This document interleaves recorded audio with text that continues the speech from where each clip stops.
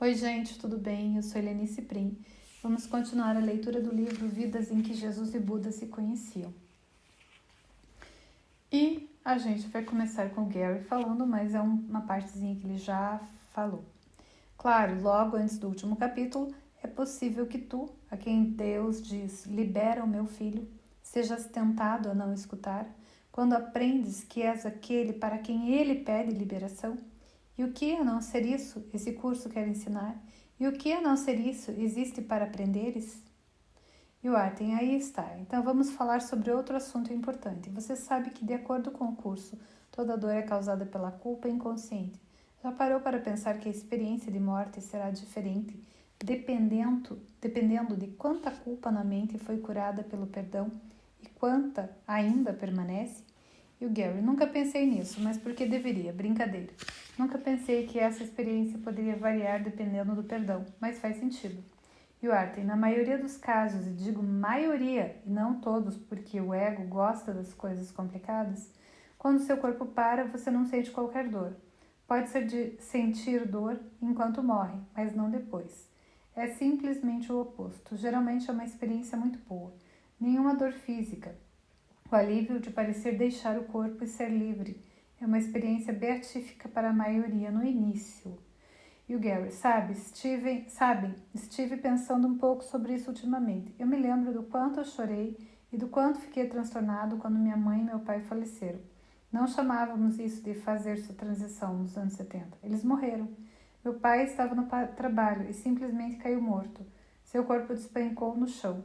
Quando ouvi a notícia do médico pelo telefone, foi como um pesadelo. Meu pobre pai, pensei. Fiquei imaginando que deveria ter sido muito doloroso e horrível para ele. Mas pensando sobre isso agora, percebo que, em primeiro lugar, ele faleceu bem rapidamente. Segundo, é provável que ele não estivesse sentindo nenhuma dor desde o momento em que faleceu. A dor provavelmente cessou imediatamente, certo? E o Arten, isso mesmo. Então, lá estava você, devastado e chorando, e ele estava se divertindo. Eu lhe asseguro que quando seu pai e sua mãe fizeram a transição, a partir do instante em que aconteceu, foi uma experiência maravilhosa para eles. E isso é verdade, não importando o quão horrível a morte de uma pessoa possa parecer. Digamos que alguém leve um tiro na cabeça. Todos que veem isso ou ouvem a respeito, especialmente os mais próximos da pessoa, ficam horrorizados. Mas o que eles não entendem é que a pessoa passa imediatamente para uma experiência fantástica, como a canção da oração do curso diz. Chamamos a isso morte, mas é liberdade. E a puxar, foi o mesmo com sua mãe. Sim, ela realmente sofreu antes de fazer a transição. O médico não deveria tê-la operado. A pressão arterial dela estava baixa demais, e ele fez a cirurgia mesmo assim. Depois, enquanto ela estava na unidade de tratamento intensivo, sofreu um ataque cardíaco e a coisa toda foi um desastre. Você estava agoniado por causa disso, mas a maior parte do seu choro aconteceu depois que ela pareceu morrer. E sabe de uma coisa? Para ela, essa foi a melhor parte. Uma vez que o corpo parece parar e a mente segue em frente, é uma das melhores experiências que a mente do ego pode ter. Enquanto se está de luto durante todo o funeral, depois dele, o seu amado que faleceu está se divertindo tanto que você ficaria com ciúmes se soubesse o quanto é legal. No entanto, depois de passar por todas as aventuras mentais sobre as quais as pessoas falam na experiência de quase morte, que parecem acontecer com a maioria das pessoas, e é disso que Arten estava falando quando disse que sua experiência de morte será diferente dependendo de quanta culpa em sua mente foi curada, chega um momento em que você está indo para a luz. Bem, vamos dizer que você se iluminou naquela vida. Se tivesse se iluminado, não passaria por todos os estágios de que as pessoas falam no espetáculo de quase morte. Se estivesse iluminado, deixaria gentilmente o corpo de lado pela última vez, como o curso diria, e estaria em casa e Deus imediatamente. Claro que você sempre esteve lá, mas estamos falando sobre sua consciência.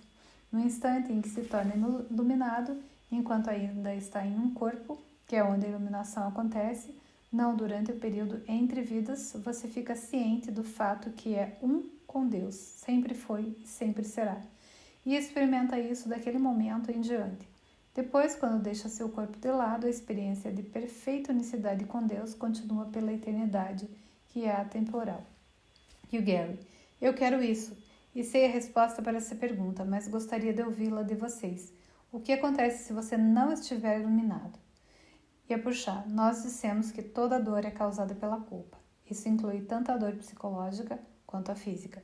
Mas, mesmo se você não estiver iluminado, se houve cura verdadeira, que por definição deveria ter havido se estivesse praticando perdão, o estado entre vidas seria de um período de tempo muito melhor para você do que teria sido se não houvesse essa cura. Quando existe cura, o curso diz que sobre isso sobre experiência de morte. Agora vamos em paz para áreas mais livres e um clima mais gentil, onde não é difícil ver que as dádivas que demos foram guardadas para nós. Então, mesmo se você for rever mais uma vida, se estiver praticando perdão, sua experiência de morte será boa. Se as pessoas não praticarem o perdão, isso não é pecado, mas terão ainda muita culpa inconsciente na mente. Deste modo, quando elas estiverem indo para a luz, que é simbólico de Deus, a culpa, a dor e o medo começarão a vir à tona. Elas começarão a sentir essa dor psicológica e vão querer fugir dela. Elas vão querer se esconder, e o lugar para se esconder da culpa é aqui, a projeção de um mundo, de um universo. É uma reencenação da separação de Deus, o mundo do sonho em esconderijo no qual o medo e a culpa são projetados para fora delas. Agora parece que elas escaparam, porque a causa e a culpa parecem estar lá fora, em outra pessoa. Mas é tudo um mecanismo falho, porque elas não escaparam. A culpa ainda está lá, na mente. Apesar da ilusão da projeção do ego, o curso diz: ideias não deixam a sua fonte, e os seus efeitos apenas parecem estar a parte delas. Essas são as más notícias. A culpa e o medo ainda estão lá no inconsciente. As boas notícias são estas. Pelo fato das ideias não deixarem a sua fonte, você realmente também não deixou Deus. No entanto, para aqueles que acreditam na separação e ainda não aceitaram a verdade, o mundo se torna seu lar mais uma vez. J diz: a culpa pede punição e o seu pedido é concedido. Não na verdade, mas no mundo de sombras e ilusões construídos sobre o pecado.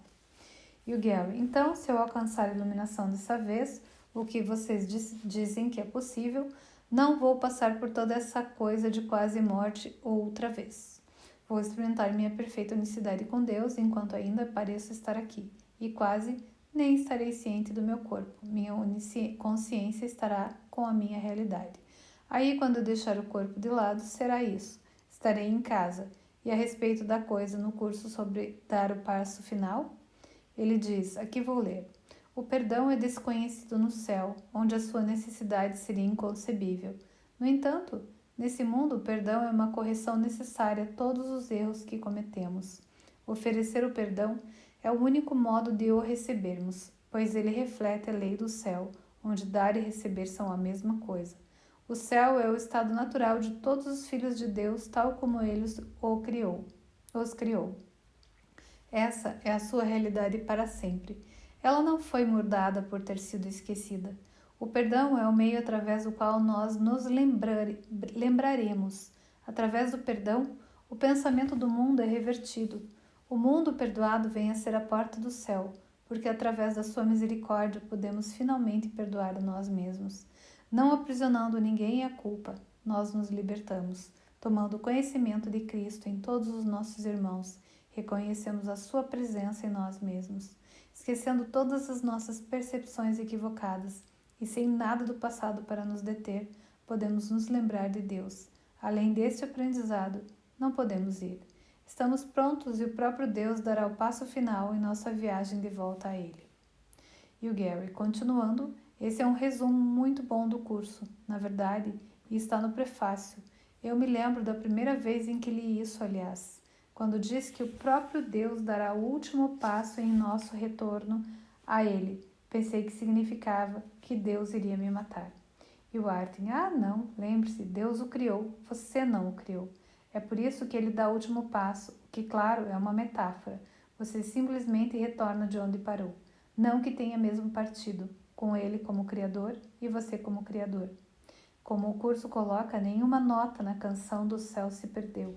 Mas Deus sempre será seu criador, e por isso você cria como ele. A extensão infinita do perfeito amor não é algo que a mente infinita possa compreender, mas chegará um momento no qual você vai experimentá-la.